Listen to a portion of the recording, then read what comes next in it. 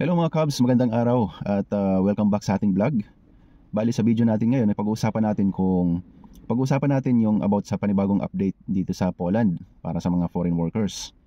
At iyon nga ay patungkol dun sa particularly sa mga TRC, actually kasama yung permanent residency permit at saka citizenship. Pero particularly sa temporary residency permit ang pag-usapan natin dahil yun naman talaga ang karamihan na ina-applyan natin pagdating dito sa Poland. So yun, sabi dito sa balita ay kung dati may deadline po yung yung haba ng application natin sa TRC, eh ngayon tinanggal nila yon at lahat inextend nila hanggang March 2026. So it means kung kayo ay may mga decision na ngayon, nag-aantay na lang ng decision at saka yung iba hindi pa nakakapag-fingerprint. So asahan nyo na medyo hahaba palalo ang proseso, ang waiting time sa pag-apply natin ng mga nasabing residency permit dito sa Poland. At medyo nakakalungkot ito para sa mga kababayan natin o sa mga foreign workers dahil nga mas tatagal nga hanggang March 2026 at hindi ibig sabihin na pagdating ng March 2026 ay maaasikaso na lahat ng sabay-sabay. Hindi po ganoon. Halimbawa, meron na waiting na lang kayo for decision. Mag-aantay po tayo na mag-resume yung normal na nila na processing sa March 2026. So yun. At yung mga gusto magbakasyon dyan, syempre delay muna kasi nga kumbaga hindi na tulad ng dati, hindi normal yung proseso. At yun mga kababayan, dati pa naman ganun na yung sistema dito, talagang napakatagal ng proseso sa pag-apply ng mga nasabing residence permit.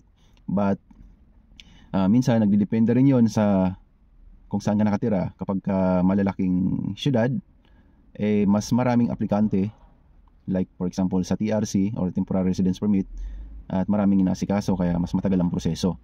At mas maliit na lugar, so mas konti ang population, so konti ang nagpa-process kaya mas mabilis.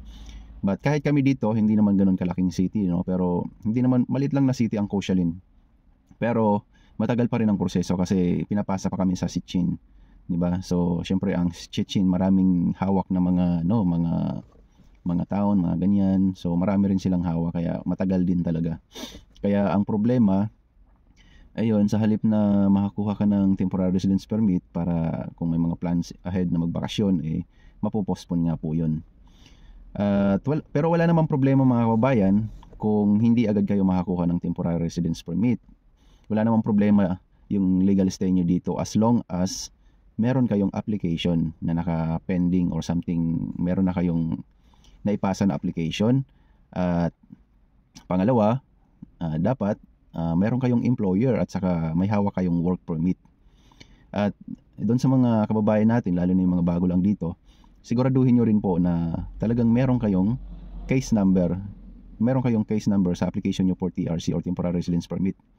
Kasi yung iba, nagugulat na lang, ang sabi sa kanila ng employer or agency, meron na silang nakapag-submit na ng application, tapos magugulat na lang na wala pala. Diba? So alamin niyo po kung paano makakuha o paano i-verify kung meron ba talaga kayong application. Actually may mga ginawa na rin akong video dati pa patungkol dyan sa kung paano mag-verify kung may application na kayo for TRC. Yun nga, unang-una, ulitin ko na lang din, dapat makareceive kayo ng yung yellow card galing sa post office kung na pinagsulatan nyo nung nag-send kayo ng kung kayo ang nagpasa ha, tapos naka-address sa inyo, so dapat hingin nyo yun, or kung sa agency dapat makita nyo or makuha nyo yung yellow card.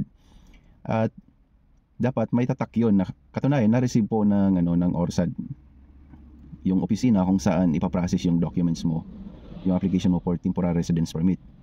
So yun yung mga katunayan na meron kayong nakasubmit na application. Then pangalawa, pwede rin po kayong pumunta sa ORSAD, pwede kayong humingi ng case number para malaman nyo na talagang valid yung application nyo, at saka pwede nyo ring i-monitor kung may mga kulang na documents at kung meron bang nakikitang problema doon sa application nyo.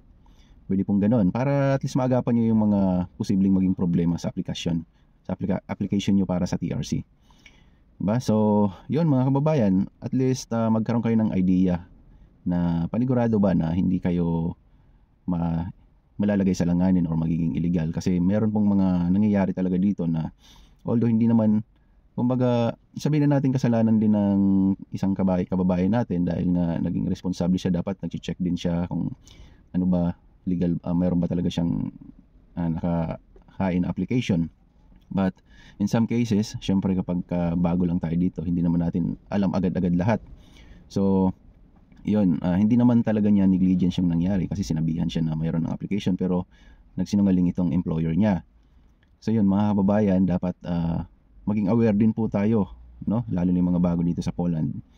At guys, paulit-ulit ko rin pong sinasabi na doon sa mga kababayan natin na either magko-cross country papuntang Poland or nasa Pilipinas, kung kayo ay mag-a-apply ngayon papuntang Poland, hindi ko maire-recommenda na mag-apply kayo. Kasi nga, ito na lang isipin nyo, actually hindi naman to hindi naman sa lahat siguro, kasi meron din namang mga like yung mga in demand talaga na trabaho dito, like mga skilled worker, welder, at sa tingin ko madali silang ma-approve sa pagkuha ng working visa. But mostly ngayon mostly sa mga aplikante papuntang Poland ay nagsasuffer po ng sobrang tagal ng pag-aantay nila para lang makakuha ng BLS or visa appointment.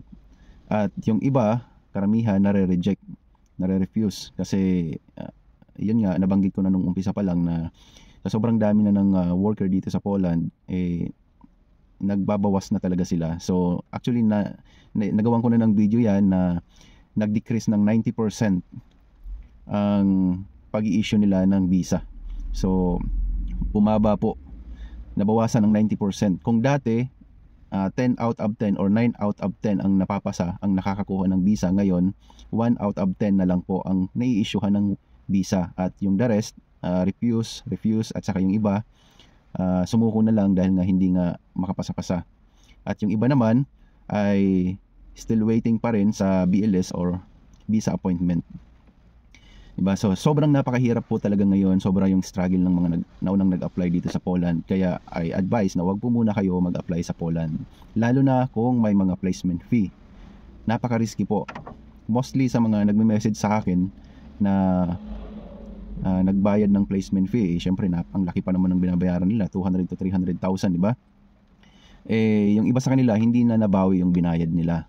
Kaya napaka-risky po. Okay lang kung walang placement fee, kung government to government or kung mga skilled worker kayo tapos sponsored ng company dito sa Poland, okay lang, walang problema doon. Kahit mag-antay kayo ng matagal sa application nyo, at least wala kayong ginastos, di ba? So yun mga kababayan, yung panibagong update natin dito sa Poland. Sana ay pakishare na rin po sa ibang mga kababayan natin para at least aware po sila sa mga kaibigan natin, kamag-anak o mga kakilala na gustong mag-apply dito sa Poland. Yun lang po mga kababayan, at maraming salamat muli sa panonood. Kita-kita ulit tayo sa mga susunod pang video.